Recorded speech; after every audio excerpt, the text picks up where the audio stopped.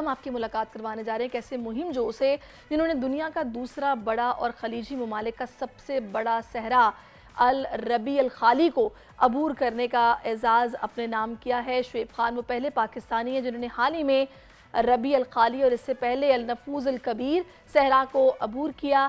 صحرا النفوذ کا علاقہ عراق اور اردن تک پھیلا ہوا ہے۔ یہ صحرا پہاڑوں اور سرخ پتھروں سے بھرا ہوا ہے جسے عبور کرنے کے لیے بے حد مہارت کی ضرورت ہوتی ہے۔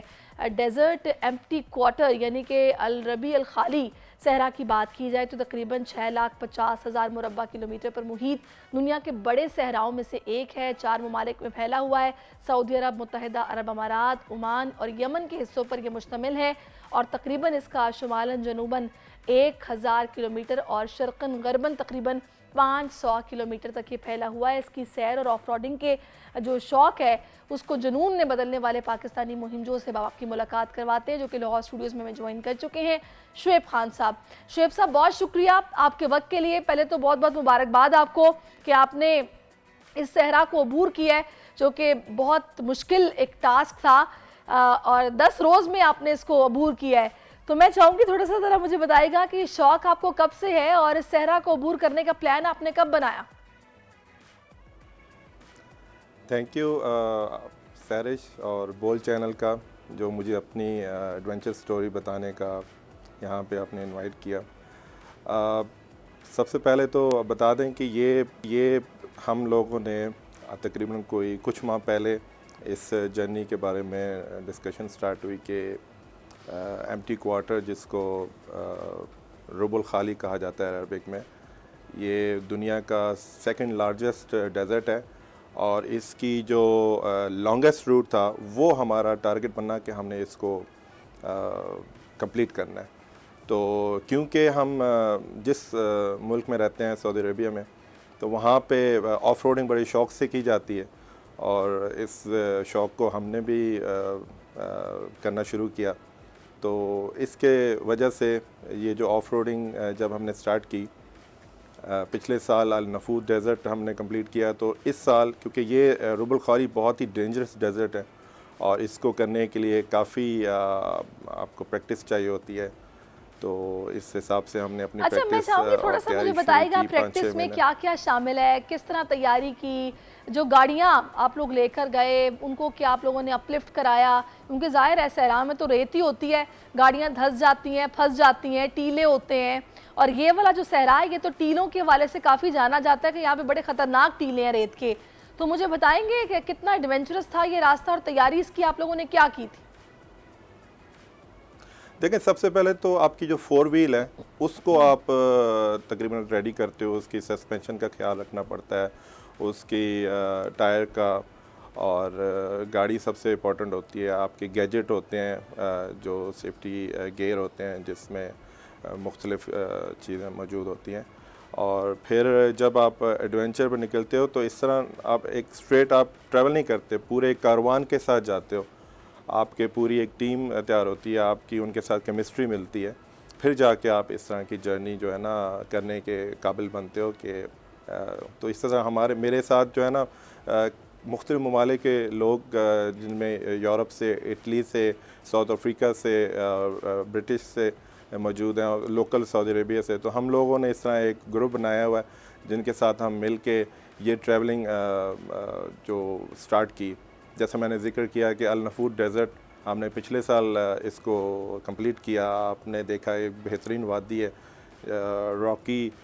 راکی کون ماؤنٹینز ہیں اور ریڈ سینڈ ہے، اور یہ بڑا ایک پیاری وادیوں پہ ریلیٹڈ ہے، یہ سعودی عربیہ کا ساؤتھ ویسٹ اور ایسٹ ویسٹ تک پھیلا ہوا ہے، اس کی جو سرحدیں ہیں عراق اور جارڈن سے ملتی ہیں، تو پہلے ہم نے اس کو کور کیا، پھر ہمیں اور شوق ہوا کہ اور کیا جائے تو سب سے سامنے ہمارے ربع الخالی آیا۔ تو مجھے یہ بتائے گا یہ ربع الخالی جس کے بارے میں یہ بتایا جاتا ہے کہ یہاں بڑا یہ خطرناک ہے اور ظاہر ہے یہاں پر دشوار گزار راستے ہیں، ان سے گزرنا، پھر ریت کے طوفان یہاں پر سنا ہے کہ بہت ہوتے ہیں اور ٹیمپریچر یہاں پر گرمیوں میں بہت زیادہ ہوتا ہے اور اس کا بھی پھر آپ کو انتظار کرنا پڑا ہوگا کہ گرمی ختم ہو تو پھر اپنے سفر کو شروع کیا جائے، تو مجھے بتائے گا کہ آپ نے اس دشوار گزار راستوں میں وہ ایسا کیا ایکسپیرینس کیا جو آپ کے لیے بالکل نیا تھا؟ دیکھیں جی، رب الخالی ونٹر میں خاص طور پہ یہ ہم جرنی کا سوچتے ہیں ہمیشہ، کیونکہ عرب میں ونٹر میں ہی آف روڈنگ کی جاتی ہے. اب ایمٹی کوارٹر خطرناک اس لحاظ سے ہے نا، ایک تو آئسولیٹڈ ہے، وہاں پہ بہت صحرا اور خطرناک قسم کے ٹیلے ہوتے ہیں، اتنے خطرناک کہ آپ اکیلے تو جا ہی نہیں سکتے، یعنی کہ یو ہیو ٹو، آپ کے ساتھ پوری ٹیم ہونی چاہیے، آپ کے ساتھ پوری ٹیم کے ساتھ آپ اس سفر پر نکلتے ہو. اور خطرناک طوفان آتے ہیں، کبھی بھی طوفان سٹارٹ ہو جاتا ہے. ہم لوگ 3 دن طوفان کا ہم نے فیس کیا. 10 دن کے ٹرپ میں ہمارے آپ کو فیول بھی ساتھ میں لے کے جانا پڑتا ہے. تو پھر آپ کیا کرتے تھے جب طوفان آتا تھا؟ سوری ٹو انٹرپٹ یو، تو آپ لوگ تو پھر خود کو گاڑیوں میں بند کر لیتے ہوں گے، کچھ بتائیں گے ماحول کیا ہوتا ہے؟ جی، گاڑیوں میں بند اور سفر جاری رکھتے تھے. سفر جاری رکھنا ہی سب سے بہتر ہوتا تھا. اور رات کو طوفان آیا تو اپنے ٹینٹ میں سو جاتے تھے، اور جب طوفان تھم جاتا پھر باہر نکل کے اپنے کھانا پینا، چائے، اس کا بندوبست تو کرنا. کھانے کے لیے آپ لوگوں نے ساتھ میں کس طرح کی چیزیں رکھی تھیں؟ ذرا بتائیں گے، وہ لوگ جو ایڈونچر کرنا چاہتے ہیں تھوڑی ان کو بھی مدد مل جائے گی. اور دوسرا مجھے بتائے گا کہ اس طرح کے صحراؤں میں تو بڑے ریتیلے جو کیڑے مکوڑے ہوتے ہیں وہ بھی کافی نکل آتے ہیں، تو آپ لوگوں نے پھر کس طرح سروائیو کیا یہاں پر؟ 10 دن کیسے گزارے؟ ہم لوگوں نے ایک پہلے تو کھانے کے بارے میں کہ ایسی چیزیں ساتھ لے گئے. فوڈ 10 دن کا پلان ہے تو 10 دن کے حساب سے کھانا، کچھ ریڈی ٹو ایٹ کھانے لے گئے، کچھ فروٹس لے گئے، اور اسی طرح 10 دن کا انتظام پورا کر کے گئے. اور اتنا کھانا ایسا لے گیا کہ آسانی سے آپ پکا سکیں اور زیادہ ٹائم نہ آپ کا ضائع ہو، کیونکہ زیادہ آپ نے سفر صبح ہم 8 بجے جرنی سٹارٹ کرتے تھے اور شام کو 4:30 عصر کے وقت جا کے ہم لوگ رکتے تھے. ٹینٹ لگانے کی جگہ ڈھونڈتے تھے کہاں پہ ہم نے ٹھہراؤ کرنا ہے تاکہ وہاں پہ اپنا ٹینٹ لگا کے اور سیٹل ڈاؤن ہو سکیں. جب ٹینٹ لگانا ہوتا ہے تو کس طرح کی جگہ کا انتخاب کیا جاتا ہے؟ کیسی ہوں کہ صحرا تو سارا ایک جیسا ہی ہے، ہر طرف ریت ہی ہے، ٹیلے ہی ہیں، تو کس جگہ ٹینٹ لگتا تھا؟ کوشش کرتے تھے کہ جو ٹیلا ہے اس کے ساتھ میں جگہ لے جائیں تاکہ ہوا کے پریشر سے بچا جا سکے. تو ٹیلا ہی ڈھونڈتے تھے، ٹیلا کے کارنر پہ کہیں پہ ہم لوگ بسیرا کرتے تھے اپنا، اور وہاں پہ ٹینٹ لگا کے پھر عصر کے بعد جو ہے نا ٹینٹ لگ جاتا تھا. مغرب تک کھانا پینا کھا لیتے تھے، عشاء تک نماز پڑھ کے اور سو جاتے تھے.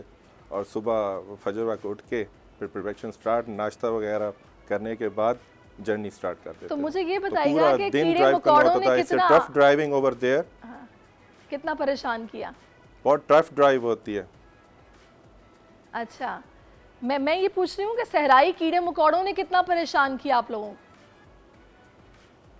دیکھیں، خاص طور پہ ایک بڑا انٹرسٹنگ واقعہ ہوا. ایک اسپائڈر کیمل جو کہ اکثر 2 دن تک ہمارے خیموں کے پاس آتا ہے، اور ہماری کوشش ہوتی تھی کہ وہ ہم اس کو بھگا دیں، سائڈ پہ کر دیں، نہ اس کو تکلیف دیں اور نہ وہ ہمیں کچھ تکلیف دے.